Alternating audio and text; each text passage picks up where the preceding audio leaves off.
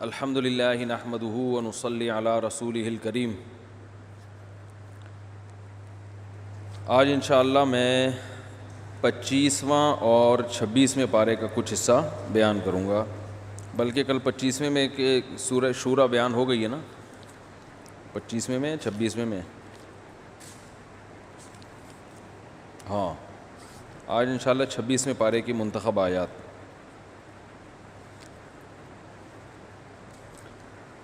چھبیسویں پارے میں جو سب سے اہم ترین صورت جس میں احکام بہت زیادہ ہیں وہ ہے سورہ حجرات۔ ویسے تو بہت ساری صورتیں ہیں، سورہ فتح بھی ہے اس میں، جس میں اللہ نے صحابہ کرام کی فضیلت کو بیان کیا۔ محمد الرسول اللہ والذین آمنوا والذین معہ اشداء علی الکفار رحماء بینہم، جو بھی محمد صلی اللہ علیہ وسلم کے ساتھی ہیں وہ اسلام دشمنوں پہ بہت سخت اور آپس میں بہت رحم دل ہیں۔ تراہم رکعا سجدا، جب بھی تم ان کو دیکھو گے رکوع اور سجدے میں، اور یبتغون فضلا من اللہ ورضوانا، ہر وقت اللہ کی رضا کی تلاش میں رہتے ہیں وہ۔ تو اس لیے صحابہ کو منافق کہنا یا صحابہ کے اعمال کے جو ہے نا وہ غلط لاجک بیان کر کر کے ان کو برا بھلا کہنا، یا ان کے آپس کے اختلافات میں کسی ایک جانب کو بھی برا بھلا کہنا، یہ سب اہل سنت والجماعت کے نزدیک حرام اور ناجائز ہے۔ آج کل کچھ بدتمیز لوگ پیدا ہو گئے ہیں یوٹیوب پہ، جنہوں نے نہ کسی بزرگ کو چھوڑا، نہ صحابہ کو چھوڑا، نہ تابعین کو۔ بدتمیز جب بھی بولو تو ایک ہی طرف دماغ جاتا ہے سب کا، کبھی امام ابو یوسف کے خلاف، کبھی جو ہے وہ حضرت معاویہ کے خلاف۔ حضرت ابو سفیان کا نام بھی احترام سے نہیں لیا جاتا، ٹھیک ہے نا، کہ ان کی جو ہے نا وہ اتنی دیر سے اسلام لائے، انہوں نے یہ کیا، انہوں نے یہ کیا، انہوں نے یہ کیا، انہوں نے یہ کیا، ہاں آخر میں اسلام قبول کر لیا تھا ٹھیک ہے۔ تو جب کر لیا تھا اور اللہ نے اس اسلام کو مانا، اور نبی نے اتنی عزت دی ان کو، اتنی عزت دی نبی صلی اللہ علیہ وسلم نے، اور سب سے بڑھ کر یہ کہ ان کی بیٹی سے نبی نے نکاح کیا۔ حضرت ابو سفیان کے نبی صلی اللہ علیہ وسلم سے کئی رشتے ہیں۔ ایک رشتہ عرب کے سردار تھے، حدیث میں آتا ہے خیارکم فی الجاہلیت خیارکم فی الاسلام، جو جاہلیت میں بہتر تھے اسلام میں بھی وہی سب سے بہتر۔ تو جاہلیت میں بھی عرب کے سردار ابو سفیان تھے، تو اس حدیث کی روشنی میں اسلام میں بھی ان کا درجہ کم نہیں ہے۔ دوسرا ان کا نبی صلی اللہ علیہ وسلم سے رشتہ داری، حدیث میں آتا ہے ان احق ما اکرم بہ الرجل ابنتہ او اختہ، سب سے زیادہ قابل احترام وہ ہے، ابو داؤد کی روایت ہے، کہ جس کی بیٹی یا بہن تمہارے نکاح میں ہو۔ تو ابو سفیان کی بیٹی نبی صلی اللہ علیہ وسلم کے نکاح میں تھیں یا نہیں تھیں؟ تو اس لحاظ سے بھی نبی کے لیے جب قابل احترام ہوئے تو ہمارے لیے تو بطریق اولا، یہ رشتہ بھی حضرت ابو سفیان سے۔ اور تیسری بات، حضرت ابو سفیان نے جو اسلام کے خلاف جنگیں لڑی ہیں اسلام لانے سے پہلے، اسلام لانے کے بعد اس کی تلافی کی ہے اپنی اس غلطی کی، اور پھر اسلام کے حق میں بڑی جنگیں لڑی ہیں۔ تاریخ کا ایک حصہ بیان کیا جاتا ہے بغض صحابہ میں، دوسرے حصے کو چھپا لیا جاتا ہے، ٹھیک ہے نا۔ یہ حصہ تو بیان کیا جائے گا، یہ کیا دیر سے ایمان لائے۔ تو جن لوگوں کو حضرت معاویہ سے چڑ ہے تو ان کو حضرت معاویہ کے والد سے بھی چڑ ہوگی۔ تو یہ ان کا ذاتی بغض ہے، جو یہ حقائق کے نام کے عنوان سے نا کہ ہم حقیقت بیان کرتے ہیں، اس عنوان سے یہ لوگوں کے سامنے بیان کرتے ہیں۔ لیبل اچھا ہے مگر نہ ان کے ارادے اچھے ہیں، نہ ان کی نیچر اچھی ہے۔ تو حضرت ابو سفیان رضی اللہ تعالیٰ عنہ نے بہت جنگیں لڑی ہیں بعد میں اسلام کے دفاع کے لیے، بہت قربانیاں دی ہیں۔ حضرت معاویہ نے بہت قربانیاں دی ہیں اسلام کے دفاع کے لیے۔ باقی صحابہ تھے، ان کا گھر کا مسئلہ تھا، آپس کا اختلاف تھا، تو اس میں ہمارا نظریہ ہے کہ حضرت علی برحق تھے، حضرت معاویہ سے اجتہادی غلطی ہوئی ہے۔ تو غلطی ہو سکتی ہے اجتہادی، یہ کسی سے بھی ہو سکتی ہے۔ تو حضرت یونس علیہ السلام سے اجتہادی غلطی ہوئی، اللہ کی اجازت کے بغیر چلے گئے، تو اللہ نے کیسی سزا دی ہے کہ مچھلی کے پیٹ میں پہنچا دیا ٹھیک ہے نا، سمندر کی تہہ میں، مچھلی کے پیٹ کی تہہ میں، اندھیرے ہی اندھیرے، پھر ایک دم احساس ہوا کہ مجھ سے کیا ہوئی ہے، غلطی۔ تو صحابہ سے بھی ایسے خطائیں ہوئی ہیں، تو تو درمیان میں بہت سے آج اچھے اچھے لوگ لڑوا دیتے ہیں آپس میں، جگری یاروں کو لڑا دیتے ہیں آپس میں. تو حضرت معاویہ رضی اللہ تعالیٰ عنہ پر حضرت ابو بکر نے بھی اعتماد کیا، حضرت عمر نے اعتماد کیا، حضرت عثمان نے اعتماد کیا. تینوں کیسے غلط ہو سکتے ہیں بھائی؟ تو غلط فہمیاں تھیں جو منافقوں نے آپس میں پھیلا دی تھی. اور قرآن مجید کے الفاظ دیکھو، وَنَزَعْنَا مَا فِي صُدُورِهِم مِّن غِلٍّ إِخْوَانًا عَلَىٰ سُرُرٍ مُتَقَابِلِينَ. فرمایا جب جنتی جنت میں جائیں گے تو ان کے دلوں میں جو بغض ہوگا ہم وہ نکال دیں گے. تو اس سے پتہ چلتا ہے کہ دو نفرت کرنے والے، دو بغض رکھنے والے بھی جنت میں، ارے بول لو نا، جا سکتے ہیں. تبھی تو اللہ کہہ رہے ہیں ان کے درمیان جو بغض ہوگا وہ جنت میں ہم کیا کر دیں گے؟ کھینچ کے، نزانا کھینچ کے نکال دیں گے. تو یہ کیوں؟ اللہ کو معلوم ہے کہ دونوں جنتی ہو سکتے ہیں مگر غلط فہمیوں کی وجہ سے بغض پیدا ہو سکتا ہے. ورنہ نیک لوگوں میں بغض کیوں پیدا ہوگا آپس میں؟ بھائی درمیان میں فسادی لوگ کیا کرتے ہیں؟ لڑوا دیتے ہیں. تو اس دور میں منافقین اور نے بڑا یہ خوارج جو تھے، ان کو آپ کو کم فتنہ سمجھتے ہو؟ یہ سارے قرآن کے لیبل لگا لگا کے غلط فہمیاں پھیلاتے تھے. حضرت عثمان کے قاتل یہ سب قرآن کے حوالے دیا کرتے تھے.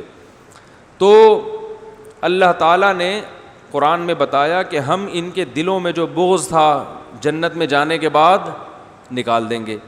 یہ تو جب ہے جب واقعی بغض ہو بھی، اور اگر بغض نہ ہو بلکہ وہ شریعت کی بیس پہ لڑ رہے ہوں. حضرت علی حضرت معاویہ کے خلاف اس لیے لڑ رہے تھے کہ یہ خلافت کو تسلیم نہیں کر رہے، اس بیس پہ ان کا رائٹ تھا کہ تلوار اٹھائیں. حضرت معاویہ اس بیس پہ لڑ رہے تھے کہ ہم نے آپ کو ابھی تک خلیفہ مانا ہے نہیں، لہذا ہم باغیوں کے زمرے میں نہیں آتے. پہلے حضرت عثمان کے قاتلوں کا قصاص ہوگا، پھر ہم آپ کے ہاتھ پہ بیعت کریں گے. اس رائے میں وہ خطا پر تھے، ہم مانتے ہیں، لیکن یہ خطا اجتہادی خطا تھی. یہ کسی قرآن کی واضح آیت کی مخالفت یا واضح حدیث کی مخالفت نہیں تھی. ہو سکتا ہے انسان سے غلط فہمی ہو سکتی ہے. ابھی دیکھو نا، ابھی نہیں کتنی علماء کی رائے میں اختلاف ہوتا ہے، ایک ہی مسئلے میں ایک ہی مسلک کے علماء دو بالکل اپوزٹ رائے لے کے چل رہے ہوتے ہیں. تو اس میں بھی ہو سکتا ہے. اور تیسرا ایک فریق وہ تھا جو حضرت عبداللہ بن عمر کے ساتھ تھا، وہ نہ اس طرف نہ اس طرف، وہ کسی کے ساتھ بھی نہیں تھا. حضرت عبداللہ بن عمر جو تھے ان لڑائیوں میں بالکل ہی الگ تھلگ رہے ہیں. انہوں نے کہا نہ میں ادھر ہوں نہ میں ادھر. اب آپ بتاؤ، حضرت علی تو برحق تھے نا، لیکن پھر حضرت عبداللہ بن عمر کو بھی غلط کہا جائے گا کیونکہ انہوں نے بھی حضرت علی کا ساتھ لڑائی کے موقع پہ نہیں، لڑنے نہیں گئے. وہ انہوں نے کہا مسلمان ہیں، میں کیسے تلوار اٹھاؤں گا. حضرت علی ایک صحابی کے پاس گئے، انہوں نے کہا بھائی لڑائی کرنی ہے.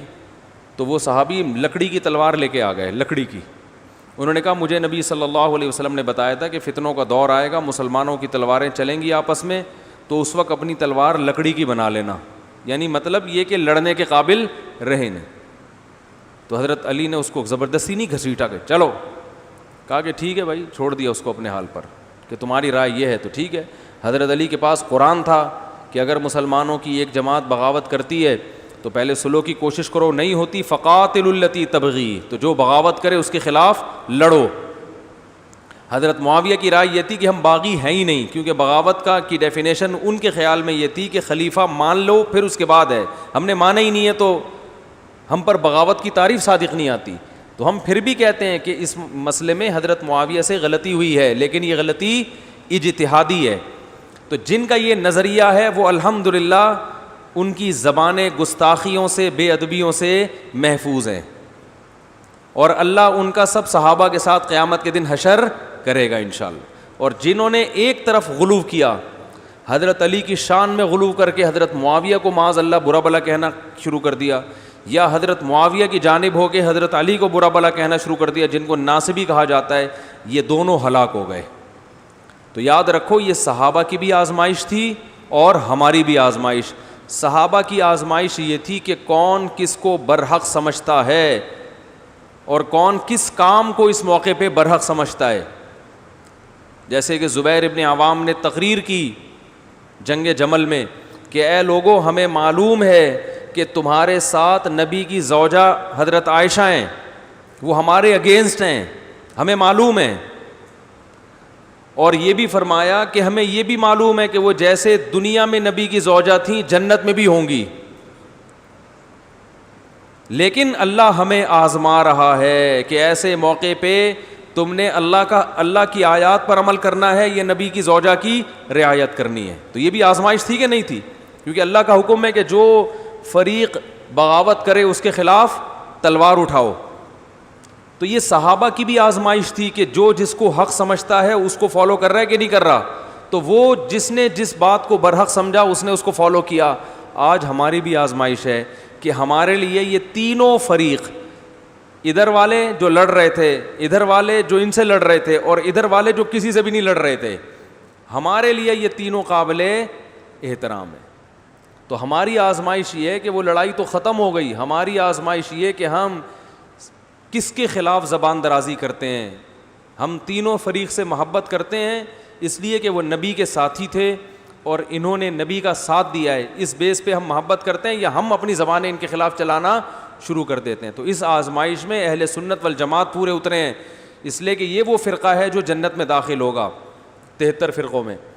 اور جو اہل سنت والجماعت نہیں ہے انہوں نے کسی نہ کسی فریق کو برا بھلا کہہ کے اپنی آخرت برباد کر لی. اور یہ صحابہ کا جو بغض ہے نا، ہم نے بڑے بڑے علماء سے سنا ہے یہ ایسی سزا ہے کہ دنیا میں اللہ اس کی توبہ قبول نہیں کرتا، ایسا لگتا ہے. آخرت میں تو ہوگی ہر جرم کی، لیکن دنیا میں اللہ انہیں پنپنے نہیں دیتے. جن تحریکوں کے بانیوں نے صحابہ کے خلاف لکھا وہ تحریکیں نہیں پنپ پائی ہیں آج تک. حالانکہ بعض تحریکیں ایسی ہیں جن کے بانیوں نے صحابہ کے خلاف لکھا، بعد والے لوگوں نے نہیں لکھا، مانا، لیکن اللہ ان کو چلنے نہیں دے رہا. ٹھیک ہے نا، اللہ کہہ رہے تم سے جرم اتنے بڑے ہو گئے کہ دنیا میں معافی نہیں، دنیا میں اس کی نحوست ہو کے رہتی ہے. تو جو بھی صحابہ کے خلاف بولتے ہیں نا، دنیا میں اللہ بہرحال ان کی زندگی سے برکت چھین لیتا ہے، ان سے روحانیت ختم ہو جاتی ہے، اصلاح امت کا کام ان سے اب نہیں ہوگا کبھی بھی. تو دنیا میں نہیں اللہ انہیں پنپنے دیتا، آخرت میں اللہ معاف کر دے گا. وہ تو ہر جرم کی معافی آخرت میں اللہ نے رکھی ہے. دنیا میں اگر توبہ کر لو آخرت میں، دنیا میں اس کی سزا ملتی ہے. تو جو بھی صحابہ کے خلاف بولتے ہیں، زبانیں دراز کرتے ہیں، تو ہم نے دیکھا ان کی زندگیوں سے نور اور روشنی اور رونق ختم. اب وہ ساری زندگی بس نفرتیں ہی بانٹتا رہے گا. وہ جس کی عادت پڑ جائے نا ایک دفعہ، بس ان کا کام اب خیر کا کام نہیں ہوگا ان سے. تو سورہ حجرات جو ہے اس میں اللہ تعالیٰ نے بہت سارے احکام دیے ہیں. میں جلدی بیان کر دوں. ایک حکم اللہ نے یہ دیا کہ لا ترفعوا اصواتکم فوق صوت النبی. بھائی آواز سب کو صحیح آ رہی ہے؟ تھوڑا سوشل ڈسٹینس سے بیٹھا کریں بھائی، آپ لوگ سے کہہ رہا ہوں. آگے ہو جائیں، ٹیک نہ لگائیں تو اچھا ہے یار، تھوڑا فاصلہ رکھیں. یہ کرونا جو ہے نا، اس میں اب اپنے آپ کو عادی بنا لیں کہ اب ایک سال ایسے ہی گزارنا ہے. جو آ رہا ہے سلام بلوٹوتھ کے ذریعے، السلام علیکم، وعلیکم السلام، وہیں سے. عید کے دن گلے مل رہا ہے، بھائی جان ادھر ہی کھڑا رہے آرام سے، آؤ بھائی عید مبارک، اختر مبارک. اب عادت ڈال لیں. اب یہ نہیں کہ بار بار ایک ہی چیز سمجھائی جائے گی، تو بہت ہو گیا. بس اب عادت ڈال لیں. اب لوگ کہہ رہے ہیں کب تک کریں گے بھائی، یہ تو وائرس جا ہی نہیں رہا. تو اب نہیں جا رہا تو اس کا یہ مطلب تھوڑی ہے کہ بے احتیاطی شروع کر دیں. اس طرح تو ویسے بھی اور بھی نہیں جائے گا. تو بس فاصلے سے بیٹھیں، آرام سے، تمیز سے. اچھا ہے ویسے بھی تھوڑا فاصلے سے ہی رہنا چاہیے اس زمانے میں. کیا خیال؟ تو موقع مل گیا آپ کو تھوڑا سا فاصلہ رکھنے میں، تو عادت ڈال لیں اب اس کی. ٹھیک ہے. تو اللہ تعالیٰ نے فرمایا کہ لا ترفعوا اصواتکم فوق صوت النبی، نبی کی آواز سے اپنی آواز کو اونچا مت کرو. تو ان نبی کے بارے میں بھی حکم ہے، اس لیے کہ آپ اللہ کے پیغمبر تھے.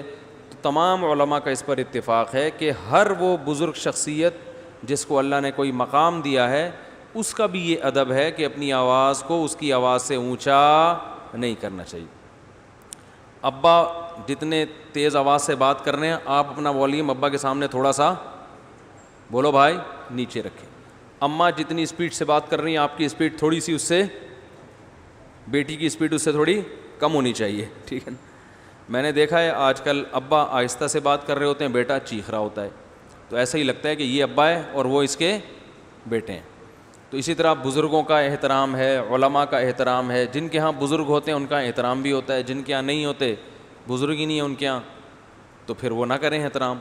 ہم لوگ کے یہاں چونکہ ہوتے ہیں تو ہم کوشش کرتے ہیں تھوڑا احترام کر لیں کہ بھائی کوئی بزرگ محفل میں بیٹھے جب بات کر رہے ہوں تو آپ چپ رہیں, فنڈر بننے کی کوشش نہ کریں. کوئی بڑے عالم بیٹھے ہیں وہ نصیحت کر رہے ہیں تو آپ چپ کر کے سنیں. اگر وہ کوئی غلط بات بھی کرتے ہیں تو علیحدگی میں چھاؤں میں لے جا کے محبت احترام سے, حضرت ہم نے سنا ہے کہ یہ یوں ہے تو آپ بتا دیں یہ یوں ہے یا یوں ہے, وہ بھی ایسے تمیز کے دائرے میں رہ کے. تو یہ جو ہے نا ہمارے ہاں کلچر ہمارا سارا تباہ, تمیز ومیز مارکیٹ سے شارٹ ہو رہی ہے. جیسے قمیضیں شارٹ ہو رہی ہیں نا, شرٹیں آ گئی ہیں, ایسے ہی تمیزیں بھی شارٹ ہو رہی ہیں. دیکھو قمیض کرتا شلوار ختم ہو رہا ہے نا, پینٹیں شرٹیں آ رہی ہیں, تو قمیض بھی گئی اور ساتھ ساتھ تمیز بھی گئی, یعنی پورا کلچر ہی جا رہا ہے ہمارا. تو اب دیکھو سارے ماشاء اللہ ٹی شرٹ پہن کے بیٹھے ہوئے ہیں ٹھیک ہے. تو تمیز اور قمیض آپ پہنیں, لیکن اپنے لباس کو بھی تو فوکس کریں نا, اس کا بھی تھوڑا سا رواج ہونا چاہیے. عامر لیاقت سے سبق حاصل کریں, کتنے اچھے اچھے کرتے پہن کے انہوں نے پروموٹ کیا کرتوں کو. تو ایک کام تو اچھا کیا عامر لیاقت نے, حقیقت بتا رہا ہوں, باقی کیے نہیں کیے, لیکن یہ کام اپریشیٹ کرنا چاہیے.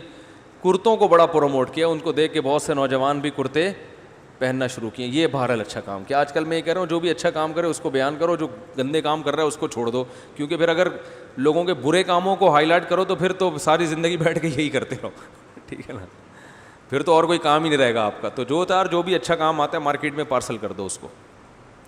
تو اللہ نے حکم دیا نبی کی آواز سے اپنی آواز کو اونچا مت کرو. تو آواز بڑوں کے سامنے, بزرگوں کے سامنے, علماء کے سامنے, چچا ماموں کے سامنے, یہ بھی خاندان کے بڑے ہوتے ہیں, بڑے بھائی کے سامنے تھوڑی سا والیوم ہلکا رکھنا چاہیے.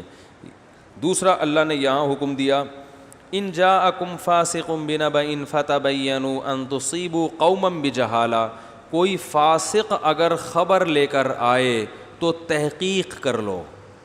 اہم خبر بغیر تحقیق کے آگے بولو بھائی مت پھیلاؤ. کرونا وائرس کے بارے میں ایک ڈاکٹر صاحب وہ آلہ لگا کے تحقیق پیش کر رہے ہیں مارکیٹ میں, تو پہلے یہ تحقیق کرو کہ یہ ڈاکٹر ہیں بھی یا نہیں. ایسا نہ ہو وسیم گولے گنڈے والا 3 پیس سوٹ پہن کے. آج کل کتنا ٹائم لگتا ہے بھائی یوٹیوب میں, موبائل سامنے رکھو کرسی پہ, سوٹ ٹائی پہنو, وہ کیا وہ کون سا آلہ ہوتا ہے ڈاکٹروں کا یار, ہاں تو وہ لگا کے ایک رسید سامنے رکھ لو, پیناڈول کی 2-4 بوتلیں پیچھے رکھ لو, لگے گا آپ کا بہت بڑا کلینک ہے پھر جو مرضی پھینکنا ہے آپ پھینکو. تو اللہ فرماتے ہیں بغیر تحقیق کے آگے خبروں کو مت پھیلاؤ. اور تحقیق ہوگی کیسے, تو عامی آدمی کیسے تحقیق کریں گے. اللہ فرماتے ہیں لعلم ولو ردوہ الی الرسول والی اولی الامر منہم, جو اس فیلڈ کے ماہر ہیں ان سے پوچھو. دیکھو یہ جو ہم کہتے ہیں نا کہ کسی کی اندھی تقلید نہیں کرنی, تحقیق کرنی ہے, یقیناً تحقیق کرنی ہے, لیکن تحقیق کرنے کا طریقہ ہر ایک کا ایک جیسا نہیں ہوتا. جو قرآن و حدیث کے ماسٹر ہیں وہ براہ راست قرآن و حدیث میں تحقیق کریں گے, اور جو عامی ہے اس کی تحقیق یہ ہے کہ ان ماہرین سے پوچھے. سمجھ رہے ہو کہ نہیں سمجھ رہے, جو واقعی ماہر ہیں ان سے پوچھے, اور متقی بھی ہوں, صرف ماہر ہونا کافی نہیں ہے. ڈاکٹر جب کسی چیز کی تحقیق کرتے ہیں تو وہ تحقیق کریں گے براہ راست کتابوں سے, میڈیکل سائنس کی کتابیں پڑھیں گے, ریسرچ کریں گے, دوسرے ڈاکٹروں سے رابطہ کریں گے. عامی آدمی جب تحقیق کرے گا تو وہ کس سے, ڈاکٹر. بغیر تحقیق کے عامی آدمی نے کوئی دوا کھا لی, کیا مطلب, ڈاکٹر سے پوچھے بغیر کھا لی, اس کو ہم کہیں گے اندھی تقلید, کہ میڈیکل اسٹور والا نے جو بتا دیا کھا لیا, یہ اندھی تقلید ہے. تو ڈاکٹر کی تقلید اندھی ہوتی نہیں ہے. تو اسی طرح یاد رکھو دینی مسائل میں مجتہد کی تقلید کو اندھی تقلید کہنا, یہ اندھی تقلید ہے. صحیح ہے کہ آپ کے بزرگوں نے اس کو لکھ دیا اندھی تقلید, تو آپ نے بھی اس کو کیا کہہ دیا, اندھی. تو اپنے بزرگوں کی اندھی تقلید میں آپ ابو حنیفہ کی تقلید کو اندھی تقلید کہہ رہے ہو. مجتہد کو جب مجتہد مان لیا تو اس کی تقلید اندھی تقلید کہلائے گی نہیں, بلکہ یہ تقلید علی وجہ البصیرہ ہے. تو ایسے ہی میڈیکل سائنس میں ایسے ہی کوئی بھی مسئلہ ہو تو اس کے ماہرین سے پوچھو. پولیو کے قطروں میں بیماری ہے یا نہیں ہے, اس سے جاپان کی سازش ہے یا انڈونیشیا کی سازش ہے, اس سے بچے معذور پیدا ہو رہے ہیں, کیا ہو رہا ہے.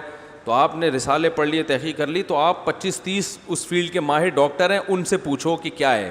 جو وہ بتائیں گے نا, وہ ان کو یہ تحقیق ان کے سامنے پیش کرو, حضرت یہ ریسرچ آئیے آپ بتائیں. وہ بتائیں گے بھائی یہ ٹھیک ہے یا اس میں آپ کو الو بنایا گیا ہے, ٹھیک ہے نا.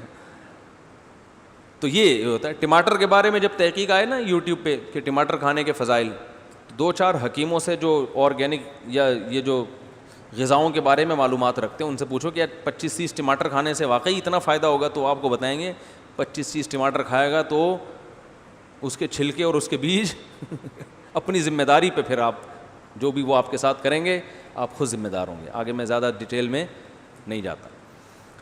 وہ تو اس کا چھلکا تو ہر ایک کو ہضم تھوڑی ہوتا ہے, تو ہر چیز ہر ایک کے لیے نہیں ہوتی. تو بس ٹماٹر کے فضائل ہوں گے تو ٹماٹر کے فضائل پر پورے لٹریچر آپ کو یوٹیوب پہ ملے گا. وہ بیٹھ کے صبح شام ٹماٹر کھا رہے ہیں, پھر جو پتھری کے مریض ہیں ان کا بیڑا غرق ہو رہا ہے.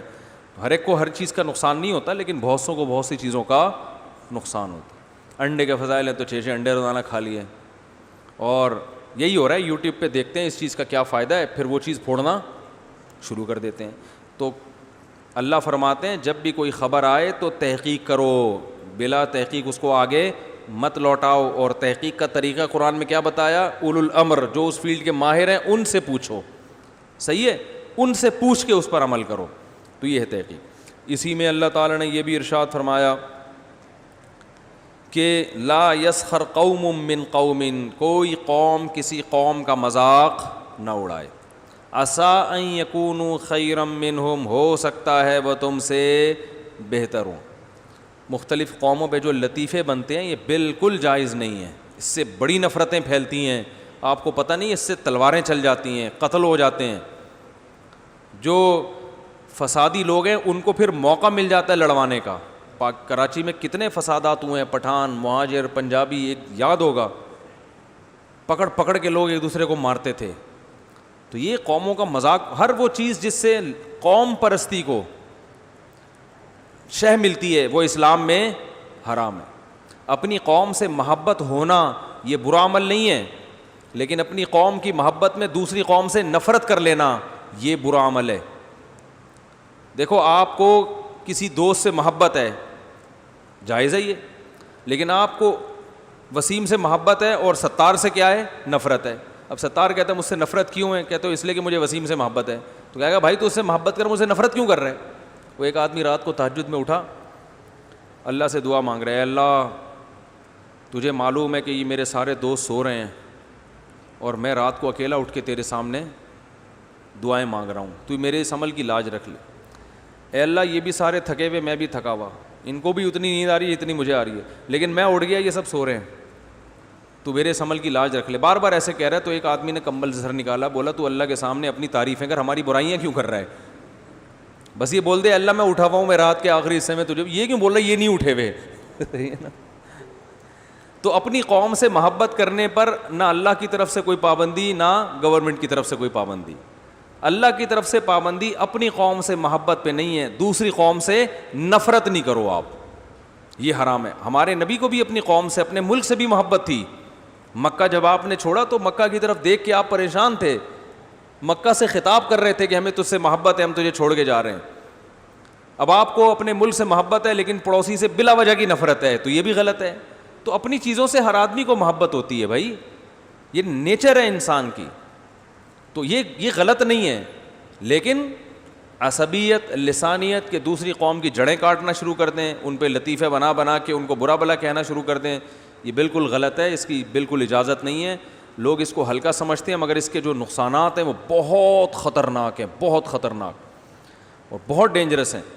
وہ معین اختر کا پروگرام ہے, پروگرام دیکھنے جائز نہیں ہوتے, لیکن وہ شارٹ کلپ آ جاتے ہیں نا مزاحیہ, اور اس میں کوئی بے حیائی بھی نہیں ہوتی, تو وہ میں دیکھ لیتا ہوں. اور آج کل ویسے بھی اتنا خوش دماغ ہوگا نا آدمی, کسی کام کا نہیں رہتا, وہ مزاحیہ کلپ دیکھنے میں کوئی حرج نہیں ہے. معین اختر کے کلپ ہے, وہ انور مقصود انٹرویو لے رہا ہے کہ آپ ماشاءاللہ, پہلے تو یہ پوچھا کہ آپ کے حالات کیسے, انہوں نے کہا الحمدللہ اللہ کا بڑا فضل ہے, نلکے میں پانی آ رہا ہے, بجلی بھی ہے اور گیس بھی ہے, سب کچھ حالات بہت اچھے ہیں. اس نے کہا پہلے پاکستانی ہیں جن کے حالات اتنے اچھے ہیں, ویسے آپ رہتے ہیں. انہوں نے کہا دبئی سے بھی پچھلے ہفتے آیا ہوں میں. ٹھیک ہے. پھر ان سے پوچھا کہ آپ کے ماموں کیا کرتے ہیں, انہوں نے کہا گالیاں دیتے ہیں. ماموں کیا کرتے ہیں؟ حالات کی وجہ سے نا 24 گھنٹے ان کی زبان پہ کیا ہیں؟ گالیاں. تو وہ بڑا اچھا نقشہ کھینچا ہے گالیوں کا ماموں کی. تو جب حالات خراب ہوتے ہیں تو تہذیب ختم, اور زبان پہ کیا آ جاتی ہیں؟ گالیاں. تو اب دیکھو کراچی میں لڑکوں کی حالت دیکھو, بات بات پہ گالی, مذاق بن گیا ہے گالی, فحش گالیاں فیشن بن چکی ہیں. تو جب لسانیت پھیلتی ہے قوم پرستی آتی ہے تو تہذیبیں برباد ہو جاتی ہیں, خوبیاں برباد ہو جاتی ہیں. پھر دیکھو وہ پٹھان ہے, وہ پنجابی ہے, وہ فلانا ہے, وہ ڈمکانا ہے, وہ یوں ہے, تو ایسے حساس ہو جاتے ہیں. تو اس لیے اس کو اسلام نے پسند نہیں کیا, اس کی جڑیں کاٹی ہیں اسلام نے. اللہ نے فرمایا لا یسخر قوم من قوم, ایک دوسرے کی عزت کرنا سیکھو. ایک قوم دوسری قوم کو برا بولو بھائی مت کہے, برا مت کہو. اگر ان میں کچھ برائیاں ہیں تو کچھ اچھائیاں بھی ہوں گی بھائی. ہر آدمی نا اپنی قوم کی اچھائیاں دیکھ رہا ہوتا ہے اور دوسرے کی برائیاں, تو آپ ان کی کچھ اچھائیاں دیکھ لو. کچھ اچھائیاں ان میں ایسی ہیں جو میں نے کچھ مثالیں دی ہیں ابھی. تو اللہ نے کیا فرمایا لا یسخر قوم من قوم. اسی طرح میرے بھائی جو KPK کے لوگ ہیں, پٹھان لوگ ہیں, بہت سی ان میں بڑی زبردست خوبیاں ہیں. خاندانی نظام, ہم پٹھانوں میں ہمارے تو شاگرد زیادہ تر پشتو اسپیکنگ ہیں, ان کے ہاں بڑا بھائی چاہے سگا ہو یا کزن ہو وہ بڑا ہی ہے. وہ جب چاہے گا چھوٹے بھائی کی بھی طبیعت سے ٹھکائی لگا دے گا, کزن کی بھی لگا دے, سب کا بڑے کا سب پہ روب ہوتا ہے. اس سے فیملی سسٹم کیا ہے, اسٹرانگ ہے. ایک کما رہا ہوتا ہے, سب کھا رہے ہوتے ہیں. یہ بھی ایک خوبی ہے کہ نہیں ہے, مضبوط نظام ہے. میں پشاور گیا ہوں, پشاور کے ڈیفینس میں گیا ہوں, تو جو پاک دامنی پردے کا ماحول پشاور میں نظر آیا, لاہور اور کراچی میں بولو بھائی نہیں. پوش ایریا میں اتنا پردہ. اب کیڑے نکالنے والے تو اس پہ بھی کیڑے نکال لیں گے, ابے سب دکھانے کا ہے, ابے چلو دکھانے کا ہے تو نا. اول تو ایسا نہیں ہے کہ دکھانے کا ہے, حقیقت میں بھی ہے. ابے سب ڈرامہ ہے, ابے جب کیڑے ہی نکالنے ہیں تو نکالتے رہو بیٹھ کے. کراچی اور لاہور کے ڈیفینس کو دیکھو اور پھر پشاور کے ڈیفینس کے دیکھو تو زمین آسمان کا. اس سے قوم کے کلچر کا پتہ چلتا ہے بھائی. حیا باقی ہے, خواتین میں پردہ باقی ہے, بڑوں کا احترام بولو بھائی باقی ہے. ہمارے ہاں کراچی میں بھی ہے اور لاہور میں تو ماشاءاللہ تھوڑا ایک اسٹیپ کراچی سے بھی آگے ہیں وہ لوگ. تو جو جس قوم میں خوبی ہو مان لینا چاہیے, اس میں گورنمنٹ کی طرف سے کوئی پابندی ہے نہیں, سمجھ لو. باقی سب چیزیں ہوتی ہیں, خوبیاں بھی ہوتی ہیں, خامیاں بھی ہوتی ہیں. اللہ نے فرمایا ولا نساء من نساء, عورتیں عورتوں کا مذاق نہ اڑائیں. اب دیکھو جب قوم کی بات آ گئی تو عورتیں تو اس میں آ گئی نا, لیکن اللہ نے خواتین کو الگ سے خطاب کیا کیونکہ ان میں ایک دوسری عورتوں کا مذاق اڑانے کا عنصر مردوں سے زیادہ. مرد قومی سطح پہ تو مذاق اڑاتے ہیں, ابے پنجابی ایسے ہوتے ہیں, ابے مہاجر ایسے ہوتے ہیں, ابے بلوچوں کو دیکھا ہم نے ایسے ہوتے ہیں, ابے پٹھان ایسے ہوتے ہیں. مرد قومی سطح پہ اڑاتے ہیں, انفرادی نہیں اڑاتے. خواتین قوموں کا مذاق نہیں اڑاتی, انفرادی اڑاتی ہیں. دیکھا میک اپ کیسا کیا بتا ہیں, دیکھا وہ سمجھ رہی تھی کہ میک اپ کر کے میں خوبصورت لگ رہی ہوں. دیکھا اس کے سامنے بولتی رہیں گی ماشاء اللہ ماشاء اللہ زبردست. تو خواتین کی عادت ہوتی ہے کہ وہ دوسری عورت کو, یہ تو مرد کا ایک لطیفہ ہے, لیکن خواتین کی عادت ہوتی ہے کہ وہ دوسری عورت کو دل سے اچھا سمجھے, ایسا بہت مشکل ہے, بہت مشکل. اونٹ کو رکشے میں بٹھانا آسان ہے, ایک عورت کے دل میں دوسری عورت کی اہمیت کو بٹھانا بڑا مشکل ہے. تو کوئی عیب نہ بھی ہو تو نکال لیں گی, اور اگر کوئی عیب قدرت کی طرف سے ہے تو وہ تو پھر بیچاری کی ایسی کی تیسی, ٹھگنی کالی, اور باتیں دیکھو کیسے کرتی ہے. یہ خواتین کی محفلوں کی زینت ہیں یہ باتیں.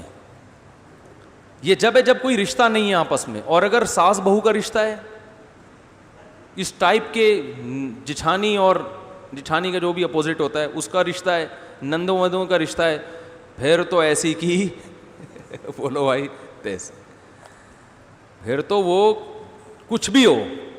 اور سوکنوں کا ہے وہ تو پھر بات ہی نہ کرو بھائی اس ٹاپک پر. وہ تو ظاہر ہے کہ ایسے مانے گی سوکن کے بارے میں, لیکن سوکن کا تو چلو رائٹ بنتا ہے نا, یہ کیوں لڑ رہے ہو آپس میں تم بیٹھ کے. تو اس لیے اللہ نے خاص طور پر خواتین کو کہا کہ عورتیں عورتوں کا مذاق نہ اڑائیں. امی عائشہ رضی اللہ تعالی عنہ نے اپنی سوکن کی ایک دفعہ برائی کر دی نبی صلی اللہ علیہ وسلم کے سامنے کہ ان کا قد چھوٹا ہے. حضرت سودا کے بارے میں کہہ دیا. آپ صلی اللہ علیہ وسلم اتنا غضبناک ہوئے, فرمایا اگر تمہارا یہ جملہ میٹھے سمندر میں ڈالا جائے نا تو وہ کڑوا ہو جائے. تو دیکھو سوکن کو سوکن کی برائی کرنے کی اجازت نہیں ہے. ہاں محبت نہ کرے کوئی پابندی نہیں ہے, ٹھیک ہے نہیں کرے محبت, لیکن نفرت میں اتنا تجاوز کرنا کہ اس کی برائیاں شروع کر دینا. تو جب سوکن کو اجازت نہیں ہے تو بہنیں بہنوں کی برائی کیسے کر سکتی ہیں, پڑوسن کی برائی کیسے کر سکتی. کوئی ظلم ہو رہا ہو تو اس کو بیان کیا جا سکتا ہے, لیکن خاص طور پر وہ عیب جو جسمانی عیب ہیں جو خدا کی طرف سے ہیں یہ تو بہت ہی بری حرکت ہے. نبی صلی اللہ علیہ وسلم نے فرمایا کہ لا تظہر الشماتۃ لاخیک, کہ تمہارے بھائی میں کوئی عیب ہو اس پہ خوش نہ ہو. چسکے لے لے کے بیان کیا کر رہے ہیں, دیکھا وہ کیسی آنکھ مٹک مٹک کے بات کر رہی تھی, ٹھیک ہے نا, دیکھا وہ کیسے. تو اچھا یہ خواتین کے جو چیزیں ہیں نا, جو ان کی باتیں ہیں, یہ کسی محفل میں رکتی نہیں ہیں. جو انہوں نے بات چیت کرنی ہوتی ہے, میت ہو خوشی ہو, یہ کر رہی ہوتی ہیں. میت میں ایک دوسرے کے دوپٹے چیک ہو رہے ہیں, میت میں ایک دوسرے کا رونا دھونا, رونے دھونے کے ساتھ میک اپ چیک ہو رہا ہوتا ہے. وہ ایک خاتون جو ہے نا, کسی کا انتقال ہو گیا تو اس کے گھر گئیں, تو وہ منع کے ابا فوت ہو گئے تھے, تو رو رہی ہیں, ہائے منع کے ابا دنیا سے چلے گئے, اللہ بہت افسوس ہوا. بہن یہ دوپٹہ کہاں سے خریدا؟ یہ درمیان میں پروگرام چل رہا ہوتا ہے. تو کہہ رہی تھی منع کے ابا وہ بس وہ کیا تھا, ان کو شوگر بہت تھا, خیال نہیں کرتے تھے, تو اس دن شوگر ہائی ہو گئی, انتقال ہو گیا, میں نے بولٹن مارکیٹ سے خریدا تھا یہ دوپٹہ. اچھا وہ پھر وہ بات کر, اچھا بھائی بس اللہ تعالیٰ بھائی مرنا تو ہے, سب نے وہاں سنا ہے بلٹن مارکیٹ میں ذرا سستا مل جاتا ہے. ویسے حیدری پہ بھی ٹرائی کر لیا کرو آئندہ کبھی ہو نا. تو ان کے جو خرید و فروخت کی باتیں ہیں نا, کبھی بھی نہیں رکتی ہیں. جو ان کی نیچر ہے نا, آپ کبھی غور کرو میتوں پر.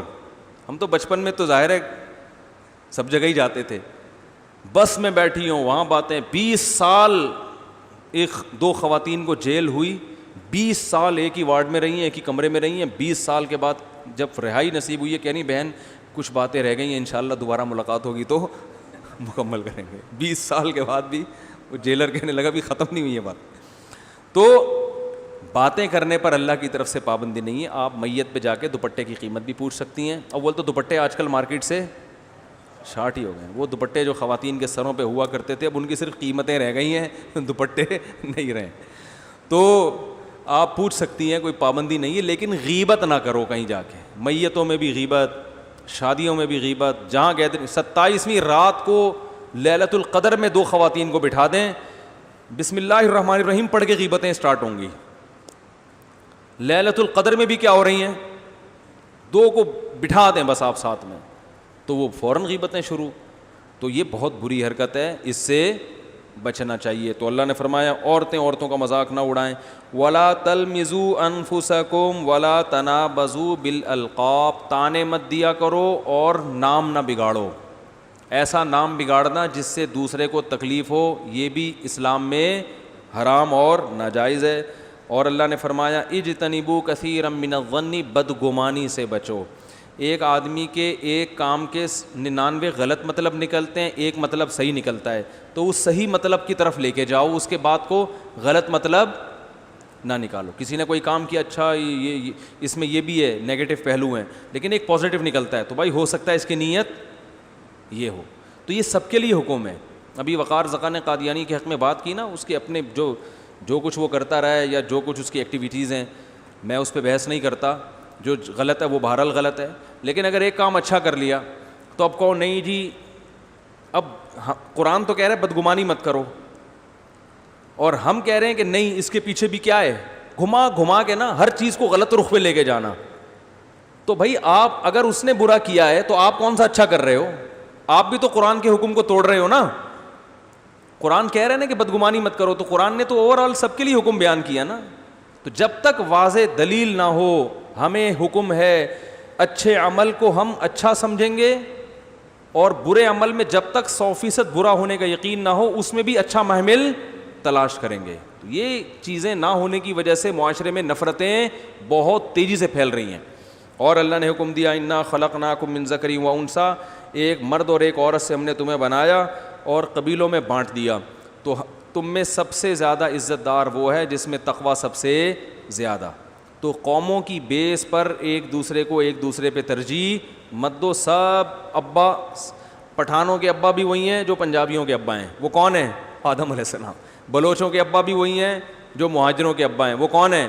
آدم علیہ السلام. اور سب کی اماں بھی کیا ہیں؟ ایک ہیں. اماں ہوا وہی, بلوچوں کی امی بھی وہی ہیں, پٹھانوں کی امی بھی وہی ہیں, اور مہاجروں کی بھی وہی امی ہیں, اور سرائکیوں کی بھی اماں ہوا ہیں, ٹھیک ہے نا, اور پنجاب والوں کی بھی امی کون ہیں؟ اماں ہوا ہیں. تو اس وقت تو سارے ایک ہی تھے. تو وہ بچے پیدا ہوتے چلے گئے, جس جس علاقے میں گئے ان کی زبان وہاں چینج ہو گئی, خوراکوں کی وجہ سے جسموں کی ساخت چینج ہو گئی. کوئی اتنے بلیک ہو گئے کہ اندھیرے میں نظر نہیں آ رہے, کوئی اتنے وائٹ ہو گئے کہ روشنی میں نظر نہیں آ رہے, کچھ بیچ کے ہم جیسے, نہ ادھر کے نہ ادھر کے, درمیان میں سانولے کلر کے, کچھ تھوڑا سا ڈارکنیس آ رہی ہے کسی میں تھوڑی سی وائٹنس زیادہ ہو گئی, کوئی اتنا لمبا ہو گیا, کوئی خوراک کی کمی سے چھوٹا ہو گیا, پھر مسلسل خوراک کم ہوتے ہوتے نسلیں کیا ہو گئیں, وہ ایک آدمی کی ٹھگنی عورت سے شادی ہو گئی, تو بچے اتنے سے نا, اب بڑے ہی نہیں ہو رہے بچے. تو وہ کہنے لگا, بیوی اب ان کو کھلا رہی ہے کھانا, میرے بچوں کھانا کھا لو بڑے ہو جاؤ گے. وہ جل کے کہہ رہا ہے یہ بڑے نہیں ہوں گے, یہ اتنے کے اتنے ہی رہیں گے. کہہ رہے ہیں ان کو جتنا کھلائے گی نا یہ اور چھوٹے ہو جائیں گے. پھر کہتے ہیں ان کے ساتھ کے پودے لایا تھا وہ بڑے ہو گئے, یہ اتنے کے اتنے. تو یہ جو چھوٹے ہو جاتے ہیں نا, یہ بھی کس کی اولاد ہیں تو سب بہن بھائی نا آپس میں, جو لمبے عالم چنا جیسے نکل گئے وہ بھی. تو یہ تو اللہ نے بعد میں تقسیم کر دیا. تو اللہ کے ہاں تقوی کی بیس پر فضیلت ثابت ہوگی, قوموں کی بیس پہ فضیلت ثابت نہیں ہوتی. اللہ تعالیٰ سمجھنے کی عمل کرنے کی توفیق عطا فرمائے.